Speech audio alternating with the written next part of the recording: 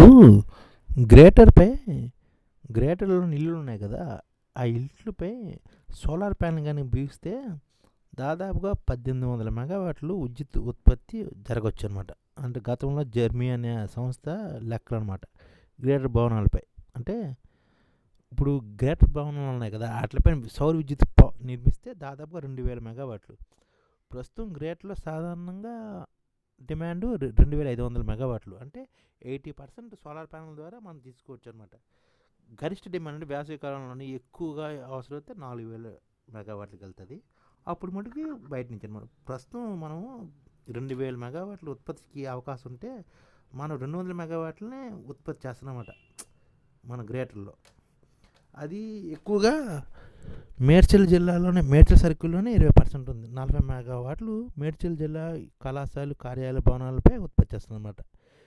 ఇక్కడ 2475 మంది వినియోగదారులు ఈ ఇళ్ళపై కరెంటు ఉత్పత్తి చేస్తున్నమాట. 40 మెగావాట్ల ఉత్పత్తిని మేడ్చల్ సర్కిల్లో.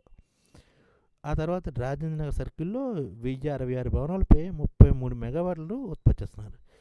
సైబర్ సిటీలో 32 మెగావాట్లు, అప్సిగోడ్లో 2580 ఇంటిపై 30.2 మెగావాట్లు ఉత్పత్తి చేస్తున్నారు. ఎక్కువగా శివార్లలోని కొత్తగా వస్తున్న విల్లాల్లో సౌర విద్యుత్ ప్లాంట్లు ఏర్పాటు చేస్తున్నారు. సిటీలో అయితే ఖరీదు నీళ్ళు ఉండే బంజారా సర్కిల్లో 1581 భవనాలలోనే కేవలం 18.1 మెగావాట్ సౌర విద్యుత్ ఉత్పత్తి అవుతుందన్నమాట. అదే సికింద్రాబాద్లో, అదే బంజారా హిల్స్లోనే 18 మెగావాట్లు, సికింద్రాబాద్లో అయితే 14.7 మెగావాట్లే.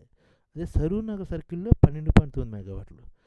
అత్యల్పంగా హైదరాబాద్ సౌత్లో 6.5 మెగావాట్లు ఉత్పత్తి అవుతుందన్నమాట. మున్ముందు వేగం పెంచవలసిన అవసరం ఉంది. ఇది మనందరూ గుర్తుంచుకోవాలి.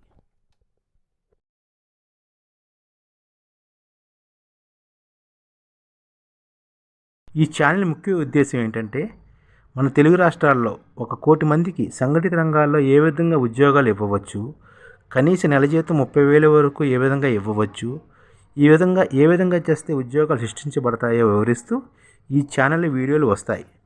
అలాంటి వీడియోలు మీకు కావాలంటే మన ఐడిఎఫ్ భాస్కర్ ఛానల్ని సబ్స్క్రైబ్ చేసుకోండి. ఐడిఎఫ్ అంటే ఇండియన్ డెవలప్మెంట్ ఫోర్స్. ఈ వీడియోలు చూసిన తర్వాత మీకు నచ్చితే లైక్ చేయండి, మీ ఫ్యామిలీ మెంబర్స్కి షేర్ చేయండి, మరియు మీ ఫ్రెండ్స్కి షేర్ చేయండి. Thank you. నమస్కారం.